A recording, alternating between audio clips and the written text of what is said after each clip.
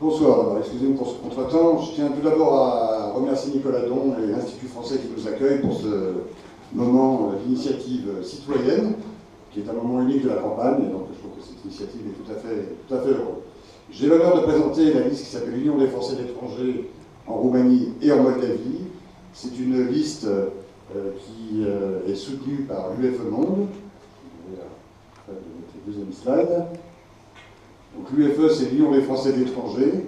Cette liste donc, a le soutien de cette association qui a été créée en 1927, qui est une association qui défend le droit des Français de l'étranger, les droits des Français de l'étranger depuis donc, de nombreuses années, et qui soutient notre liste pour poursuivre notre engagement, l'engagement que nous avons en Roumanie depuis plus de 20 ans.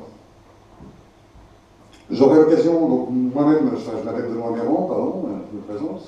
Je m'appelle Benoît Méran, je suis expatrié depuis 23 ans en Roumanie. J'ai été conseiller du commerce extérieur, également administrateur de la Chambre de commerce, et je suis depuis 7 ans président de l'UFE Roumanie.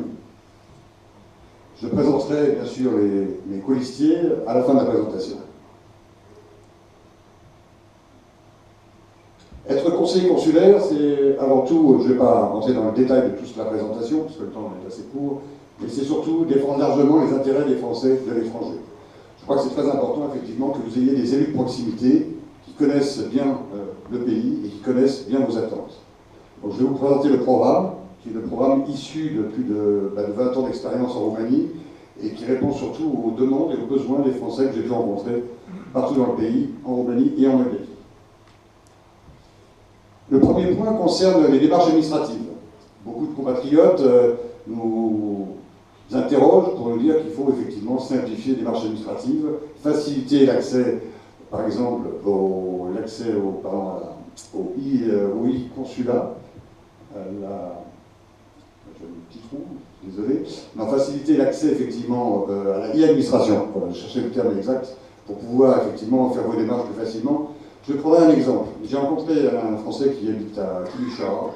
Il est obligé, pour faire sa carte d'identité, de faire 8 heures de voiture pour venir à Bucarest, alors qu'il pourrait simplement s'adresser à Belgrade, qui est à 1h30 de chez lui. Et pour l'instant, ce n'est pas possible. Ce n'est pas possible pour des problèmes administratifs. On doit pouvoir, grâce à la force du réseau, permettre de simplifier la vie de nos compatriotes. Donc ça, c'est le point le plus important. Je ne vais pas détailler l'ensemble du programme sur chaque point. Vous l'avez sur la feuille qu'on vous a distribuée.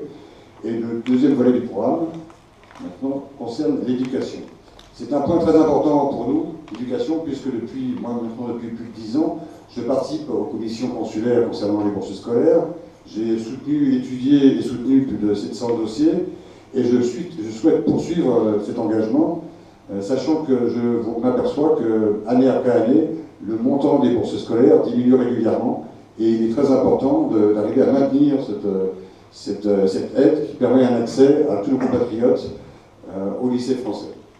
Il est clair que, par exemple, l'année dernière, l'introduction de l'indice de pondération du pouvoir d'achat a réduit considérablement le montant des bourses scolaires.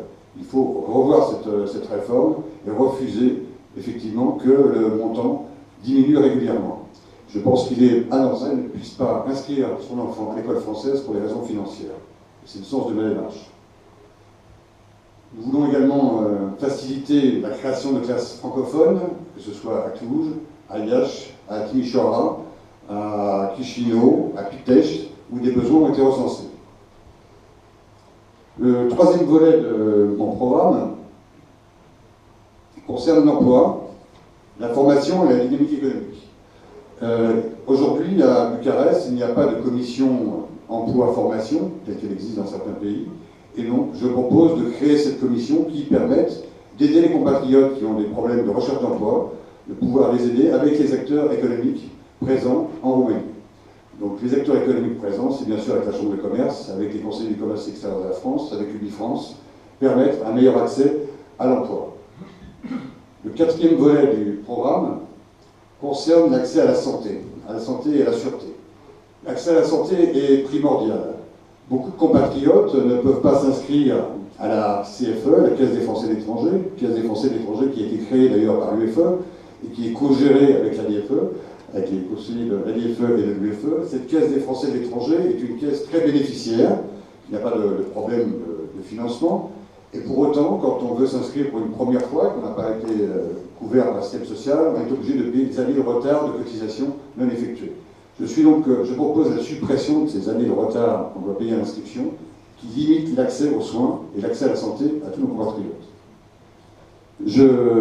Un point également qui est important pour l'UEFE depuis des années, c'est une carte vitale pour les Français de l'étranger.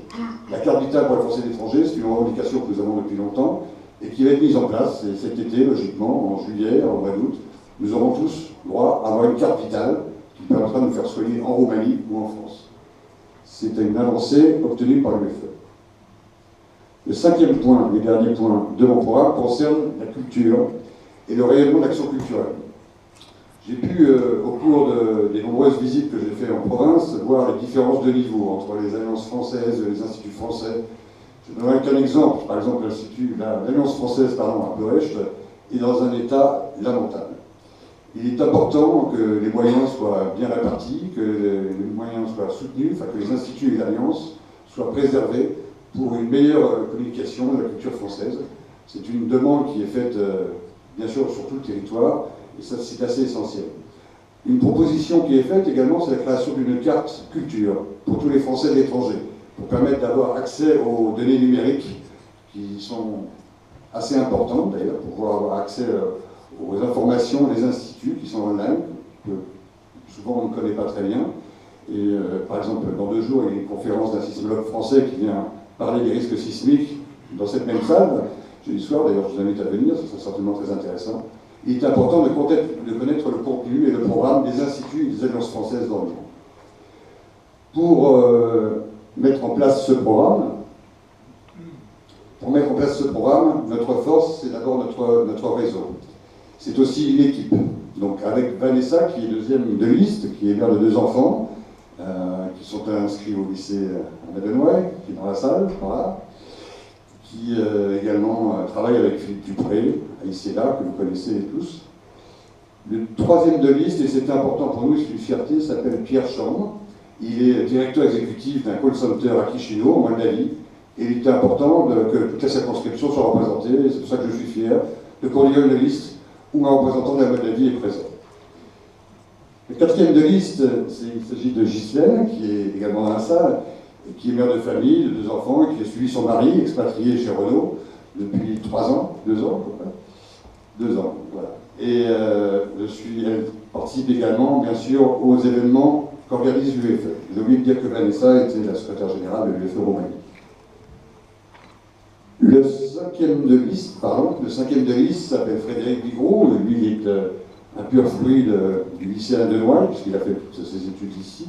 Il est maintenant responsable d'une société d'importation de vin, et il s'occupe particulièrement pour nous des VIE, VIA et des jeunes expatriés. Pour terminer, Nicole Guérin, qui est ma 6e de liste, est une jeune retraitée, qui est mère de 3 enfants, dont sa fille Carmen, d'ailleurs, est assistante maternelle au lycée Anna Denouaille. Voilà, j'espère que j'ai été assez court. Maintenant, je fais 8 minutes. Tu as été parfait, 8h30 comme toi. Merci, 8h30, je l'ai pris entre 30 et 32, vous savez bien. Donc maintenant, je suis à votre disposition pour répondre aux questions. Alors,